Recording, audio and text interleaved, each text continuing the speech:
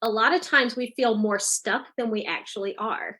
So if you're in your current job, then it's not you can't leave most of the time, it's you're choosing not to. And just changing your mindset around it's not I can't leave. I'm choosing not to leave. And then start asking yourself, why am I choosing not to leave? Welcome to You Belong in the C-Suite podcast. You are ambitious in life and in your career, but something is missing. You want to bring more of your passion to what you do. Because let's be honest, you pour a ton into your work, and it needs to mean more. I'm your host, Laura Eigel. I'm a mom, wife, PhD, coach, advocate, introvert, and indoor rowing fanatic. I'm passionate about living a life that's in line with my values. We'll give you the actionable tips and tools you need to lead with your values, make a difference, and have career success. The world needs more diversity and authenticity in the top jobs at organizations. Your leadership belongs there. You belong in the C-Suite.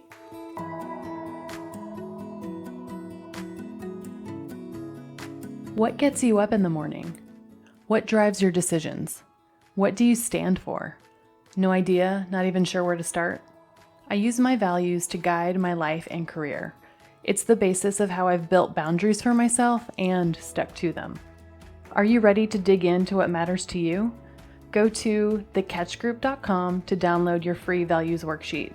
That's thecatchgroup.com to download your free values worksheet to get to your core values and take action on what matters most. Today on the You Belong in the C-Suite podcast, I have the pleasure of talking with Arlene Pace Green. Arlene is an organizational psychologist and consultant, executive coach, and leadership development speaker. She is the author of a new book called You Deserve to Love Your Job: How to Find Your Purpose and Enjoy Your Life. Arlene is the founder and CEO of Enelra Talent Solutions. Enelra works with individuals and businesses they believe in to provide executive coaching, org design, and leadership development offerings that enable business and people development. Arlene has a doctorate in industrial and organizational psychology from Old Dominion University and brings over 20 years of experience working internally in various corporate organizations. She is known for her business partnership and ability to collaborate to bring solutions to complex challenges. Arlene has co-authored articles, book chapters, and symposiums on various topics, including selection and hiring, talent assessment, organizational design, and diversity, equity, and inclusion. Arlene lives in Dallas, Texas, with her husband, daughter, and Chewini. You are going to love this conversation with Arlene. I've had the pleasure of knowing and working with her for over 15 years. At one point, she was my manager, and as our careers progressed, she's been my mentor, coach, and friend. We've talked about this concept of having a board of directors before, this close circle of people that you go to for counsel on work and life to get objective guidance and opinions. Arlene is definitely on my board of directors. It was so fun having a conversation with her. I know that you'll enjoy it too. Let's get started. Well, thank you so much, Arlene, for joining us on the You Belong in the C-Suite podcast. I am looking forward to it. I am so excited to have you here, and I think it's just really great timing. And I'm just so excited for your book to come out. I've partnered with you and known you, and I consider you a dear friend. How long have we known each other now? Almost 15 years? I was thinking about this earlier this week. I think it has to be at least that. Yeah. Pre-babies, pre-marriage, all those kind of things. So at least that. Yeah. And I want to tell a story if it's okay with you. Sure. A story that I think just encapsulates who you are as a person and really reminded me of, why I love you so much. I'm going to bring you back to a couple years ago. We were at a women's leadership conference. Yeah. It was in Dallas. It was one of those big, huge ballrooms. Mm-hmm. And we were at, one tables of many, many, many tables of women. I think it was this annual women's conference that we attended. And there was a woman on stage talking about work-life balance and this adage of, can you ever have it all? Is that a myth? And she actually asked the audience, all 800 of us, and she said, is it possible? Do you think you can have it all? And if it is possible, does anyone actually feel like they can have it all? Do you have it all right now? And everyone's looking around. And this one woman raised her hand, and out of 800, only one woman did. And the speaker went up to her and said, "You have it all. What's your secret?" And she owned her own business. I think she was a publisher or something. And that was it. It was one person in the whole place that raised their hand that said that she had it all. And just after that, you nudged me and you said, "Oh, hey, I think I have it all. I totally feel like I do. I just didn't want anybody to feel bad, so I didn't raise my hand." And I just love that so much, because it just perfectly describes you to me. Is yes, you are totally transparent, but you're also very humble. And I just it just makes me laugh that you do have it all. You just didn't want to brag about it. I do feel like that. It's I haven't always felt that way, but right now for the last several years, I really do feel that way. So, and you're right, it's rare. So you almost in some ways you're almost afraid to tell other people because you feel bad when other people don't have it. So, Yeah. And to that end, you've now written a book that is coming out soon called You Deserve to Love Your Job. So I want you to tell us a little bit about your personal journey and how you did that yourself to get to this place where you do have it all. I always just had this enduring belief that I wanted to love my work and I felt like I deserved to love the work that I did. But it was a process, I feel like, to get there. I went through a lot of different steps. I think most of us hear about people, like I was listening to an interview the other day with Malala, just this huge girls' rights and girls' education advocate. She had a really traumatic experience early in her life. And that experience really defined the work she's done through her teen years. She's done so much already, into early adulthood. And there are a lot of people like that who have one main thing that just defines their whole work life and their work experience. For me, it wasn't like that. And in doing the research for the book, I found out for a lot of people, it's not like that. It's more of a process, right? And so I've gone into work that I love, but sometimes in the middle of that or toward the end of that, you realize, this isn't quite it. There's something else I'm looking for. And when that opportunity or that awareness has come to me, I've been willing to say, okay, so what is it? And let me move to the next thing. So I've kind of gone through a progression of different jobs, now owning my own business, doing different things, even in the business. So it's been a progression. And I feel like with every progression, I've gotten closer and closer to doing exactly what I'm called to do, and closer to having a really full life, like all the elements that are important to me. But it started with this enduring belief that I wanted to love my work and I deserved to love my work. And so in that, I was going to keep doing things and keep pursuing it until I got there. It's an evolution. For sure. For me, it has been. It's not for everyone. But in the research for the book, I learned it more likely is than it isn't. If you're more likely to kind of get there over time through trial and error and practice than you are to maybe learn it at age 12.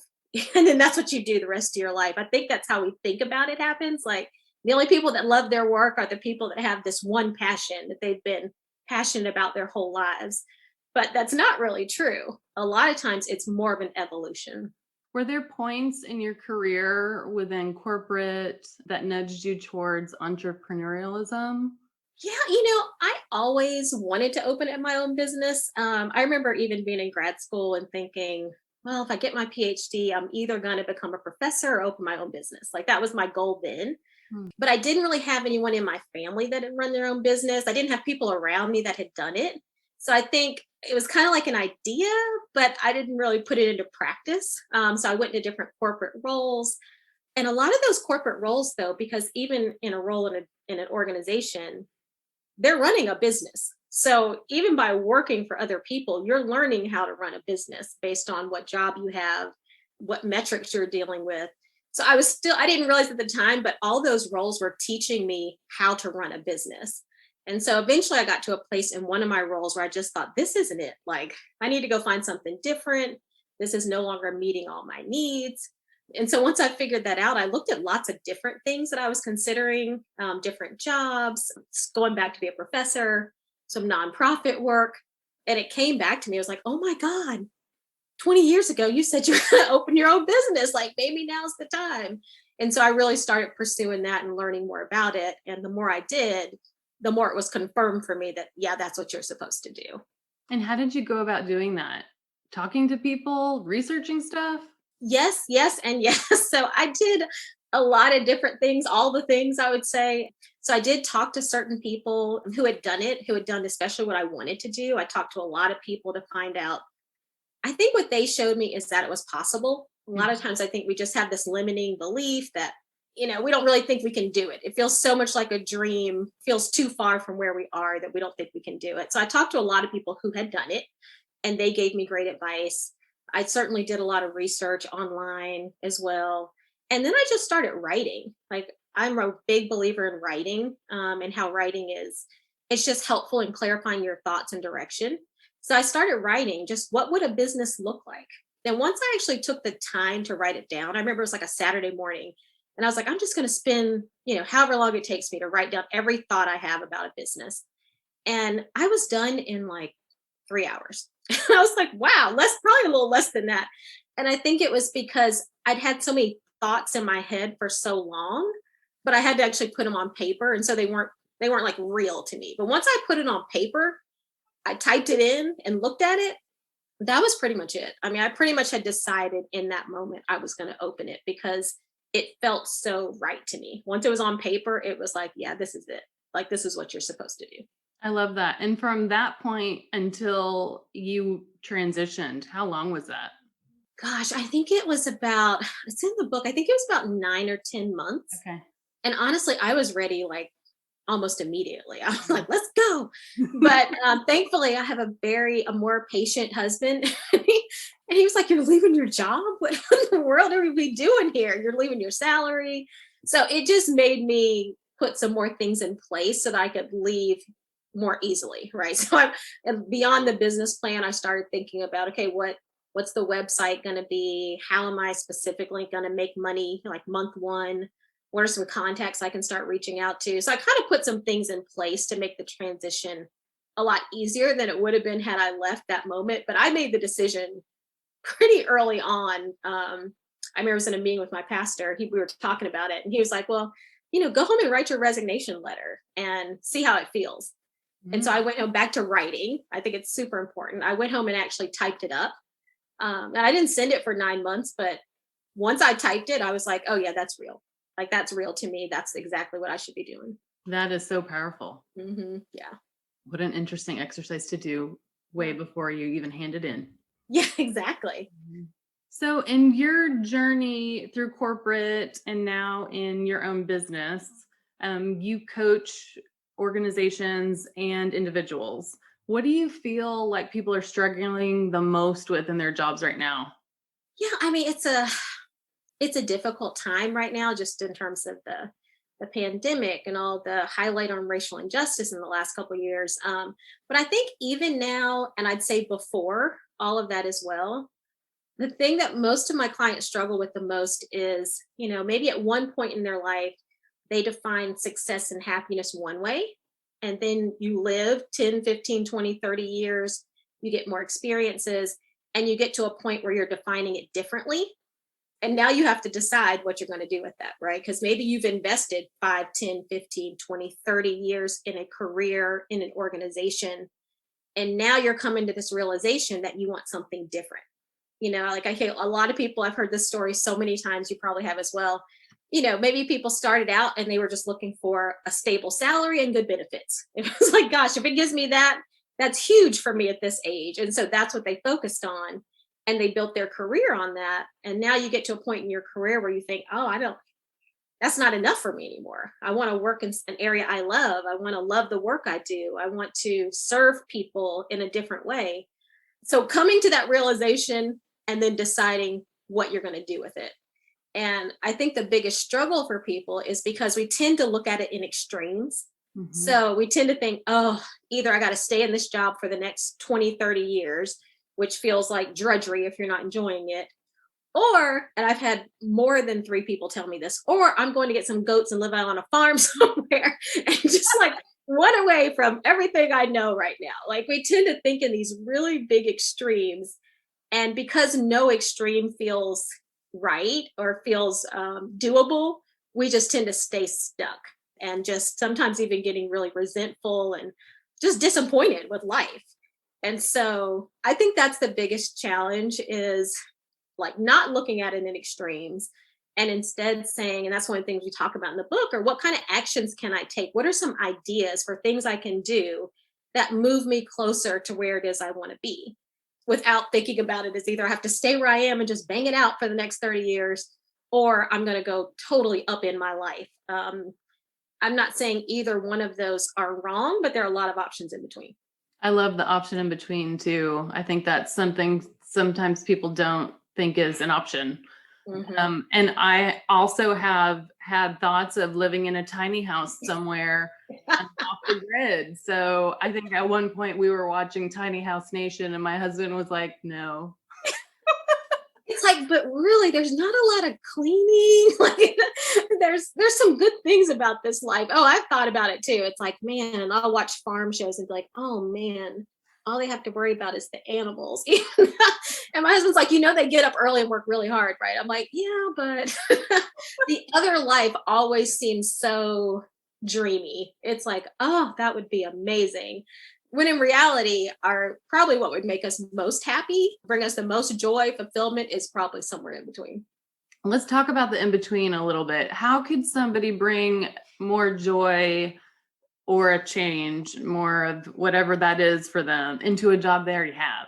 Yeah, I mean, I think it starts with it's a couple of things. One thing I think it starts with is figuring out what it is you really most want. It's easy sometimes to complain about what we have without forcing ourselves to do the work about what we do want. It's Mhm. kind of easy to experience something and say, "Oh, I don't like vanilla." It's like, okay, you don't like vanilla. What do you like? So I think a lot of times we're just not in touch with what it is we actually like.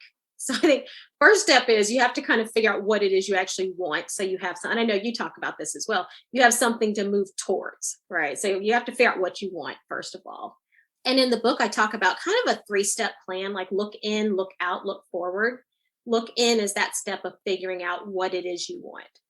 Then when you're talking about what you can do, especially in your current job, I think a lot of it starts with our mindset. So it's like I was saying, it's really easy to complain about what something is right now. But if you're spending 8 to 12 hours a day doing something that you don't enjoy, then it's time to go deeper and figure out why am I doing that? Maybe there are certain things in that job that I value so much that I don't want to leave them. And in the book, I talk about this kind of power by motivation matrix, which is first of all, assessing your motivation. Are you motivated to do something different or not? And wherever you are, we have some tips to kind of help you get there if you want to. But then, secondly, assessing how you feel about your power. A lot of times we feel more stuck than we actually are. So if you're in your current job, then it's not you can't leave most of the time, it's you're choosing not to. And just changing your mindset around it's not I can't leave. I'm choosing not to leave. And then start asking yourself, why am I choosing not to leave? Because we often make ourselves feel more limited and stuck than we really are. Because and if you decide at the end of that, you know what, I'm choosing to stay here, then you need to choose to enjoy it. Again, you're spending 8 to 12 hours there a day. Either there's something there you need and want, and you want to focus on how do I appreciate that and enjoy it, or you need to figure out what differently you need to do and take steps to move in that direction. But I think what makes people dislike their work the most is when they feel stuck. Yes. And we tell ourselves we're stuck, but oftentimes we're not. We're just choosing to be there.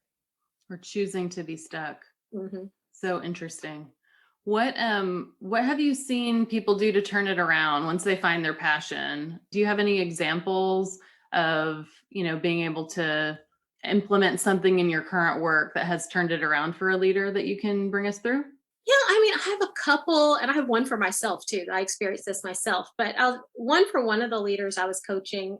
She really liked her work environment, but didn't like her work. She had been more in a finance area, really wanted to be in more of the people space and the marketing space. She was exploring that. And she took it upon herself to go back to school, got a new degree in an area, got some new certifications in an area, and was able to move internally into a space that she liked. It was more of the financial aspect of the people side, but it moved her closer, right? And since then, she's gotten another role or two in that space that's moved her even closer where she wanted to go. But it started with her, one, defining what she wanted to do, and then being willing to take some steps that were maybe a little different. So sometimes it really is doing something different. But sometimes what needs to change in a situation is ourselves, like our own mindset.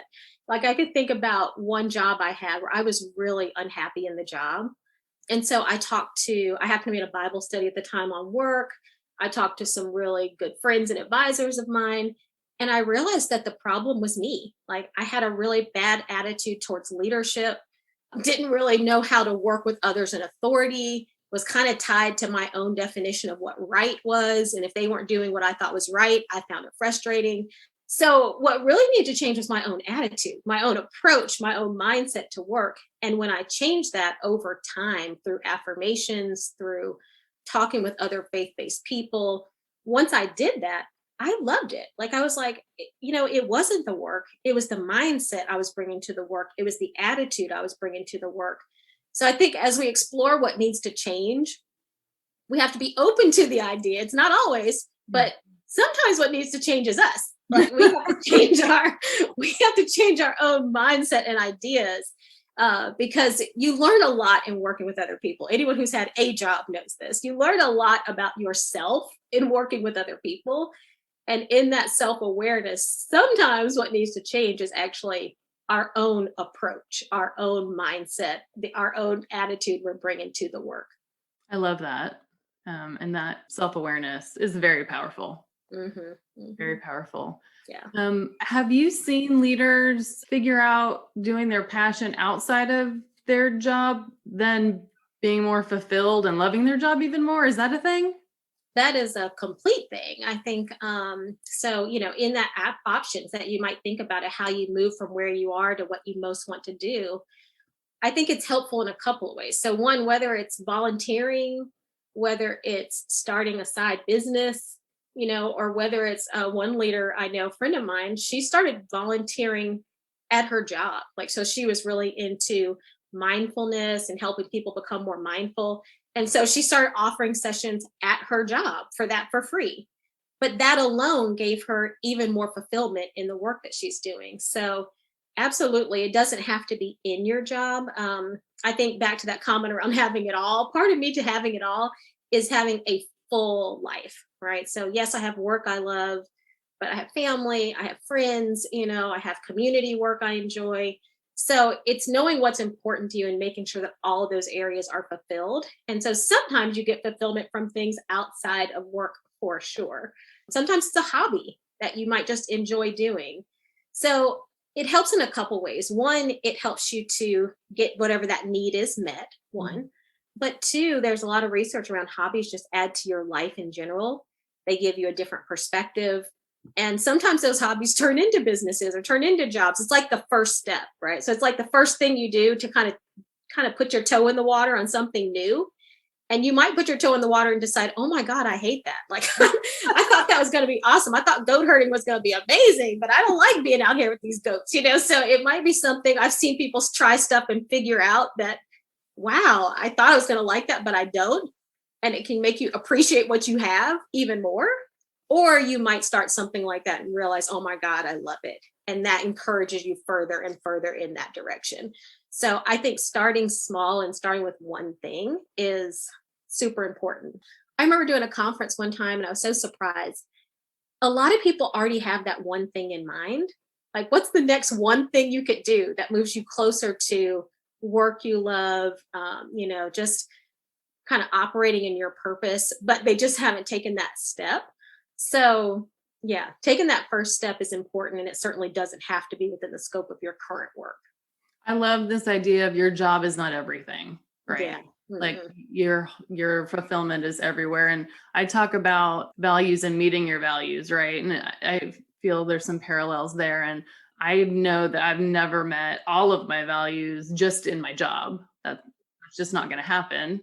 And that's okay, because I can do that in other ways and other aspects of my life and impact the world how I want to in that way too. What do you think holds people back from doing that first step? Like you said that you think they know what it is, but what's holding them back from doing it? Yeah, I mean, what people said at this conference I attended was that they didn't know where it was going to lead. It's kind of like knowing the end from the beginning.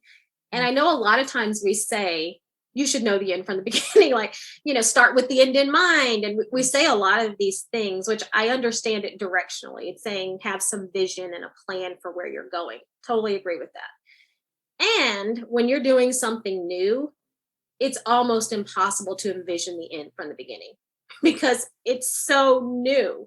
I never would have thought that my business would be exactly what it is today. I didn't envision that when I laid out the plan because I didn't know enough. I didn't have enough experiences. I hadn't grown the way I've grown in the last several years. So what they told me was that they weren't sure it was going to work out. It's like they were, yeah, I have some ideas. Maybe I'll do this, but what if this and what if that and what if this happens? And you can basically talk yourself into paralysis, like into doing nothing because you're not sure if this is going to work out in the end. So I say take pressure off the need for it to work out in the end. Instead, do the next thing, whatever that thing is. And through that, you will gain insight, information. It will either confirm some things or tell you to do something different, but you won't know it until you start doing it. And there's just a couple of really interesting articles, but one thing I talk about in the book is that for most people, your purpose is built, not found. Meaning you're going to build your purpose over time with different actions, questions, people around you. Through all that, you're going to learn what your purpose is because you're going to invest time into building it. It's not always something you walk around and just find on the street. Like, always just go to the movie and it's like, oh my God, that's it. That's what I want to be. That does happen for some people, but the research says for most people, it's through active exploration, conversations, trial and error. That's how you really, discover and build your purpose over time. I love that. And that feels more intentional.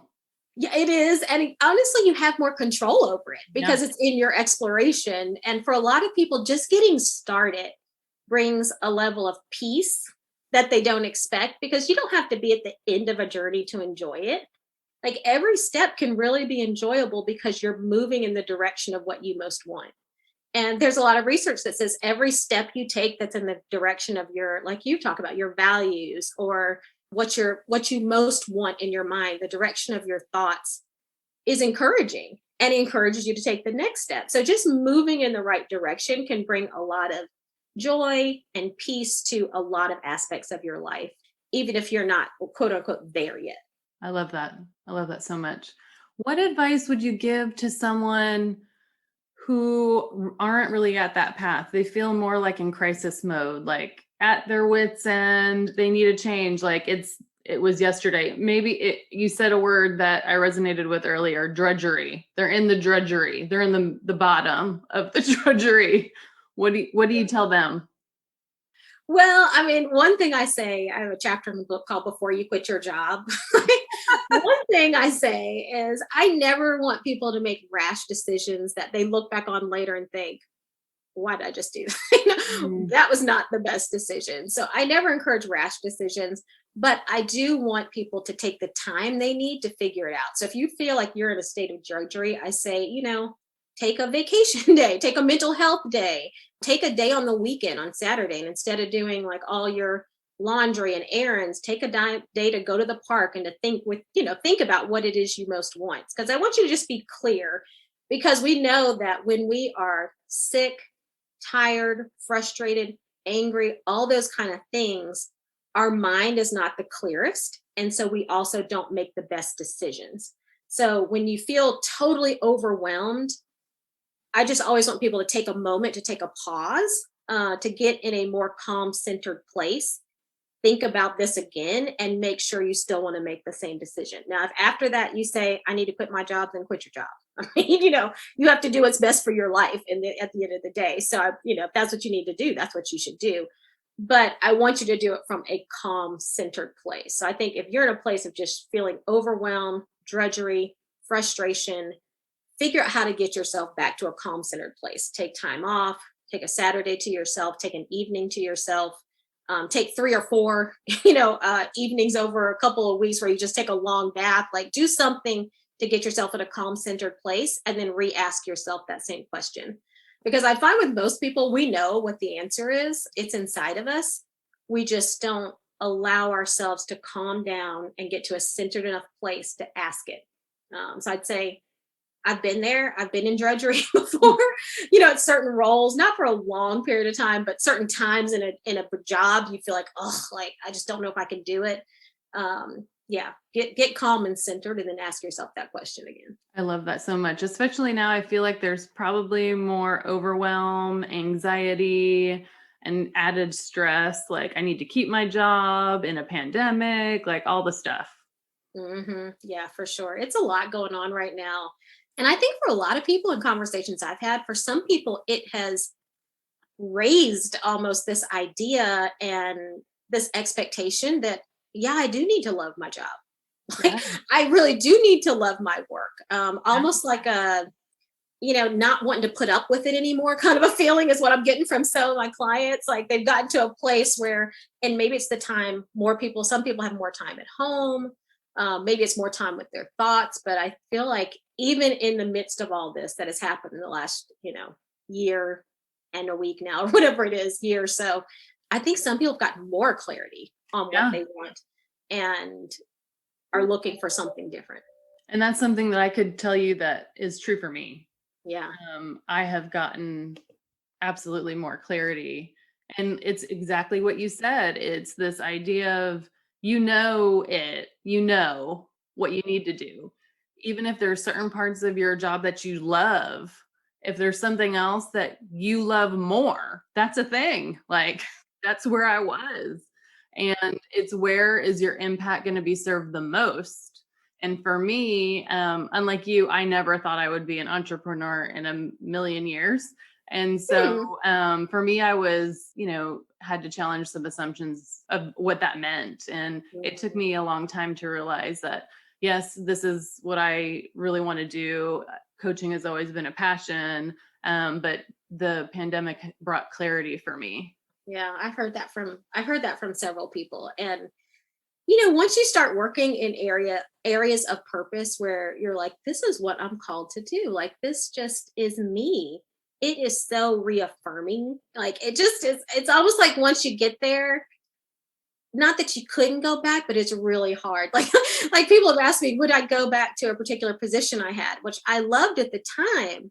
But once I progressed to something different, it's like that would be I would be really difficult because now I have a new understanding of what working to my purpose is. And it's just so affirming. It's so encouraging. There's so much joy in it that I feel like adds to other areas of my life. Like I'm a way better parent than I think I was before. I think I'm a better friend than I was before. It adds to so many other areas of your life that once you have it, you'll do a lot to hold on to it. It's almost as if you have it all. Do feel like I have it on. Not that I'm bragging, of course, but I do feel like that. I do feel like in this life, in this space, some of it also is probably, I don't know if you'd say lowering your expectations, but getting to realistic expectations for different areas of my life. But I mean, I honestly do feel like that. I feel like I live a really full, abundant, joyful life with people I love. And it's a blessing. It really is. And I want everyone to get to that same place. I love that so much. And I think that's exactly what you've done in your new book. And I feel like this is going to be such a great tool for so many people. I was lucky enough to be a beta reader, so I got to read it before lots of other people. And I took away so many things. The exercises in there are they're practical, they're thoughtful, it's introspective, and it just brings you on this journey of understanding really what you want to do and how to do that. And there's so many different avenues. Like you said, it could be you deserve to love the job you're already in because you need a new mindset shift, or you're going to create impact in a new way, or it's, putting in some time outside of work to then bring that abundance back into your job. Yeah. And lots of different paths. And so this book to me, it's not a choose your own adventure, but it's it's choose your path, Yeah. bringing clarity to what that could mean for you. Yes, I agree. And thank you for being a beta reader. I appreciate that. And yeah, that is that's what I really want for people, is that for everyone to live an abundant life. You only get one, and I want it to be abundant and full and joyful, and for you to every day feel like I have it all. I really do. I have it all. So that's absolutely what I hope people get from the book. We're excited to share that the book is available for pre-order now. And that is at arlenepacegreen.com. We'll put that in the show notes. You can order the book now. It'll send in April. And if you can't wait, you can also download the first chapter. Is that right? Right. Yeah. Wonderful. Well, thank you so much, Arlene. I'm so happy that we're able to chat today and hopefully give some people some tools that will help them get the job that they deserve and love. That's right. Thank you for having me. Thank you. I'm more than thrilled to introduce a new program that our community has asked for. We are launching the You Belong in the C-Suite group coaching program. I've been coaching for over 10 years, and one thing I know is that sometimes you need accountability to make progress. Over the last few weeks, I've had multiple sessions with leaders who know that they need a change. They put so much into their work every day, but they aren't fulfilled. With group coaching, you get an individualized plan to take action on what matters most. And the best part, you get friends to go along the journey with you. You'll learn together, you'll celebrate together. The world needs your leadership. How will you bring it to them? Is it setting concrete boundaries so you can live a more fulfilled life? Is it setting a path for a bigger job at a company that aligns with your values? Learn more at thecatchgroup.com to apply to You Belong in the C-Suite group coaching program. The world needs more diversity and authenticity. Your leadership belongs there. You belong in the C-Suite. Apply now at thecatchgroup.com. I want to thank you so much for listening to the You Belong in the C-Suite podcast. If you are enjoying this content, then be sure to subscribe to the podcast so that you don't miss a show. Editing and support for this podcast is from SNE Podcast Management. To get more tips and tools to help you live a life guided by your values, go to thecatchgroup.com. Keep your boundaries and take care.